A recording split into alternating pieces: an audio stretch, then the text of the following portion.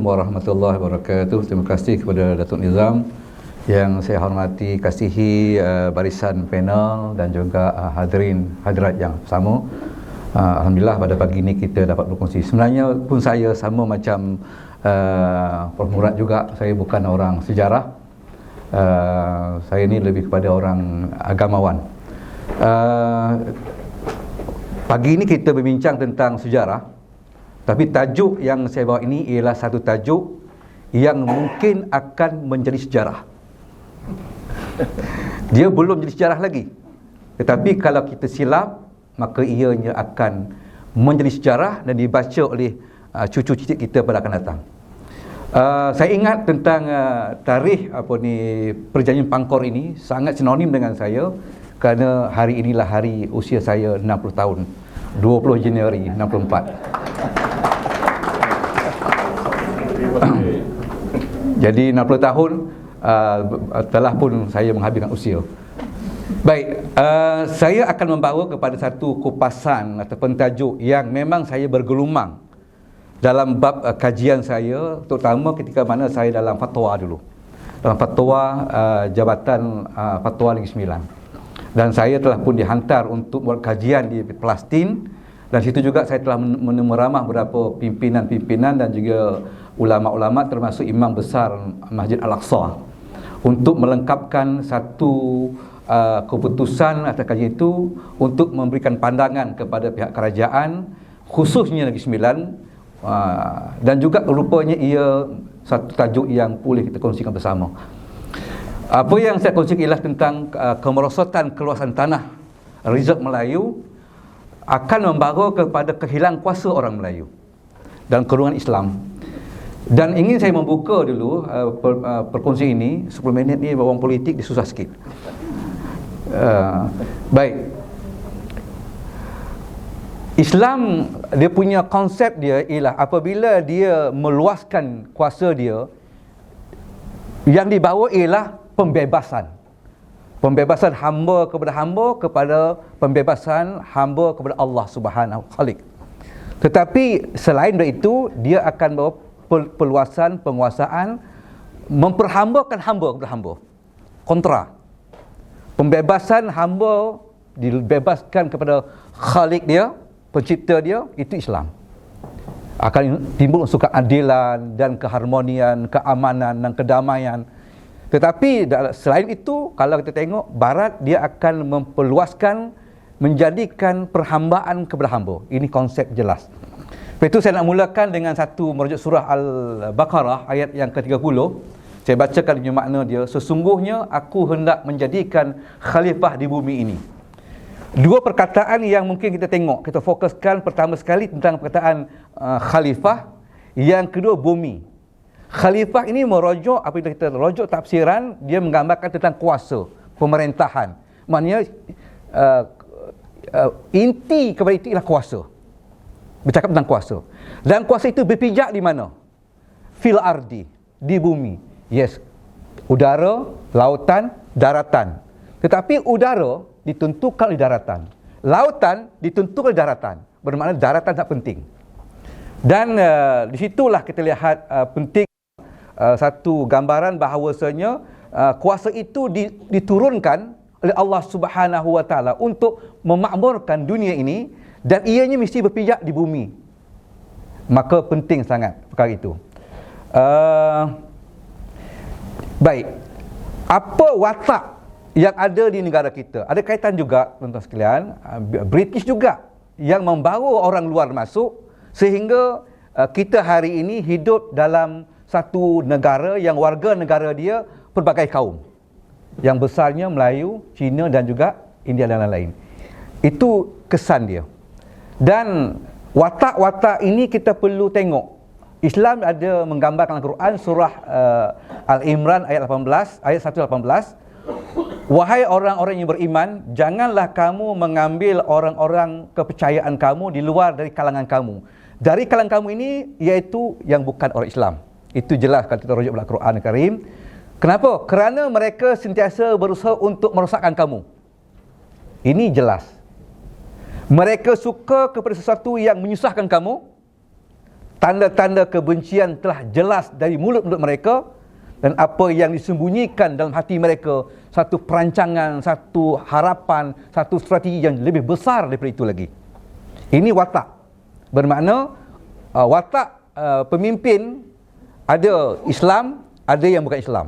Yang bukan Islam itu wataknya ialah dia hendak memperhambakan hamba kepada hamba. Baik. Jadi saya sebutkan tadi bahawa apa hubungan tanah dengan negara dan bangsa sangat rapat. Sebab kalau kata mana Malaysia, kita tidak akan boleh menunjukkan mana Malaysia kalau tidak ada tanah.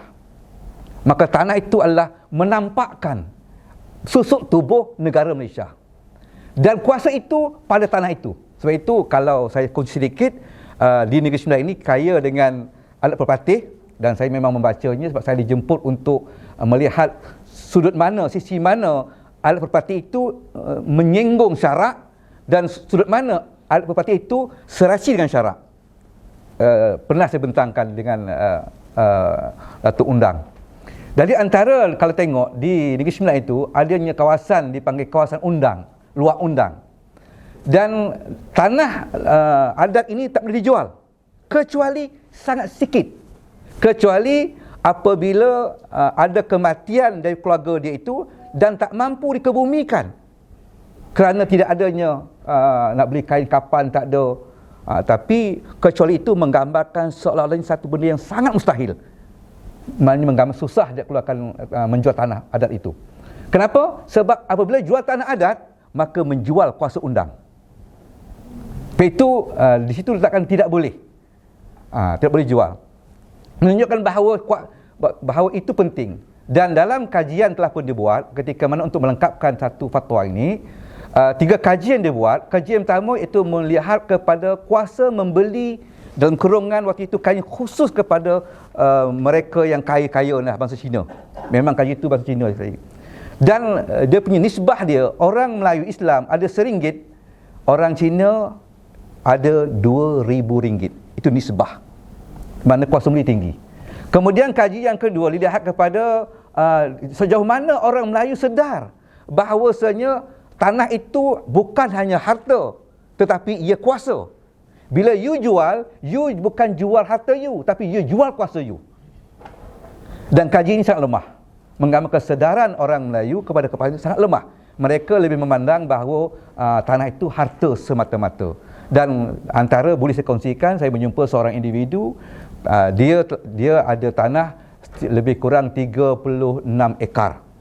Baru saja dalam bulan 2023 kita jumpa dia. Dia sedang mencari untuk menjual tanah. Kenapa? Sebab baginya tak perlu tanah. Tapi tanah ada sebab dia dengan ada peluang-peluang tadi itu. Maka apabila jual tanah, orang miskin, masya-Allah, orang miskin, maka nak jual tanah, dia perlu jual kepada orang yang mampu beli. Bila bab jual beli, jangan tengok kepada untung rugi.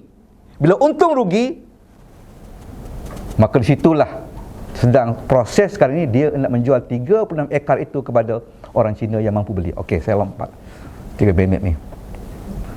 Apa yang penting saya nak kongsikan ialah maknanya asal usul untuk kita menjual tanah, menjual kuasa. Saya sebut sekali, menjual tanah dan kuasa. Asalnya menjual tanah ni hukumnya harus. Tetapi saya kumpulkan semuanya, dia tidak lagi hukum harus. Tidak lagi menjual, orang Islam menjual tanah kepada orang kafir, bukan lagi harus. Saya bawalah beberapa karinah-karinah, pembayang-pembayang yang telah berlaku. Pertama sekali, tidak kemampuan orang Melayu untuk membeli semua tanah kalau dah jual kepada orang Cina. Saya minta maaf, kaji saya memang begitu. Yang kedua, maknanya perancangan dan dasar pemerkasaan ekonomi orang Melayu tersasar. Keinginan orang Melayu untuk menjual tanah dengan harga yang untung sangat tinggi. Sangat tinggi. Kesedaran orang Melayu terhadap kepentingan menjaga tanah, sebab tanah ini bukan hanya kuasa, bukan hanya harta, tetapi kuasa, lemah. Kemudian banyak lagi perkara yang boleh saya kongsikan. Orang politik, saya pun orang politik juga, kena menginsafinya. Dalam kalangan elit politik, kurang menumpukan tentang reserve tanah Melayu. Kalau tengok saya di negeri ataupun di pusat, tak ada bajet dibentangkan khusus untuk membeli tanah reserve yang telah dijual. Dan penggantian, saya tempat rojok tanya Datuk Azmi, apa maksud ganti? Saya baca tu, dia kata hendaklah maknanya tanah rizab Melayu yang diambil diganti semula. Apa makna ganti? Saya sempat rojok, tapi dia kata dia tak jumpa lagi. Tapi saya mencari, saya telah berjumpa beberapa individu, dia kata ganti itu apabila nak ambil 12,000 hektar untuk diambil tanah rizab, kerajaan mesti ada 12,000 hektar yang dah ada ganti. Sebab ambil yang ni, ganti yang ini. Berlaku hari ini, ambil dulu, ganti kemudian. Berlaku di Selangor, 12,000 hektar diambil, baru ganti 5,000 hektar. Bermakna pelanggaran kepada perlembagaan itu berlaku. Sepatutnya tak begitu. Ganti itu dianya satu benda yang telah ada di meja. Nak ambil yang ini, saya ambil yang ini, saya letak ini. Itu ganti. Tapi kalau saya ambil, belum ganti, itu bukan ganti. Itu khianat. Minta maaf. Orang politik macam tu je semangat. Baik, saya nak akhirkan cadangan. Boleh dapatkan tulisan saya ini, tapi saya beri cadangan lompat. Cadangan saya ialah, pertama sekali, fatwa mesti dikeluarkan kepada dua entiti. Pertama, individu. Haram hukumnya orang Melayu Islam menjual tanah kepada orang bukan Islam. Sebab berdasarkan pada tadi kata. Saya nak bawa kaedah fiqh panjang, tapi boleh baca. Kalau boleh ambil sini lah bersama. Dan keduanya, kerajaan semasa hendaklah berusaha mengganti semula tanah rizab yang diambil. Sehingga wajib ganti itu sehingga bila? Sehingga cukup 50%. Mengikut wasiat Raja-Raja Melayu. Sekarang ni 12%. Mungkin boleh tanya Puan Zahra, orang yang pakar ni. Saya mendapatkan maklumat. Bermakna jauh lagi. Okey. Yang keduanya, bukan itu saja, fatwa itu tak mampu sebab orang Islam hari ini mentaliti dia untuk melanggar fatwa itu ringan sangat. Fatwa itu hendaklah diwartakan. Bila diwartakan akan timbul enactment dan ada penguatkuasaan. Siapa langgar maka boleh ambil tindakan. Itu pencegahan yang boleh berlaku. Ya. Tetapi saya tidak tahu kenapa satu negara kita bila fatwa ini dikeluarkan dan diangkat untuk diwartakan tidak boleh diwartakan. Kenapa? Satu kajian boleh dibuat.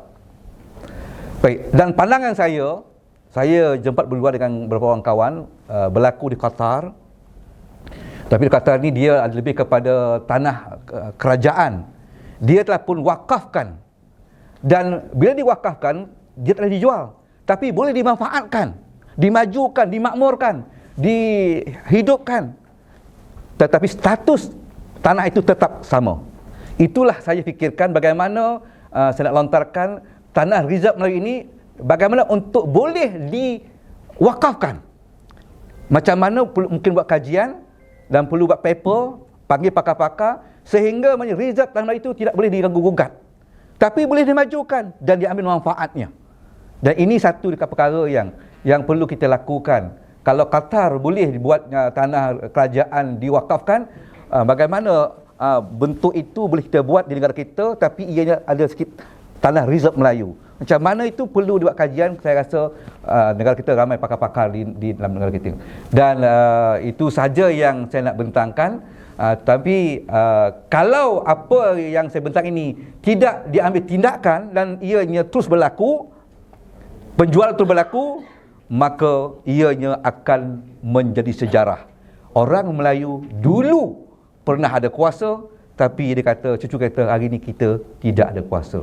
Sama tuan-tuan, saya buat kajian di Palestin, 3 ciri yang saya dapat, 3 benda, dan ia berlaku ketiga-tiganya. Fatwa, orang Israel haram, orang Palestin haram hukumnya menjual tanah kepada Yahudi.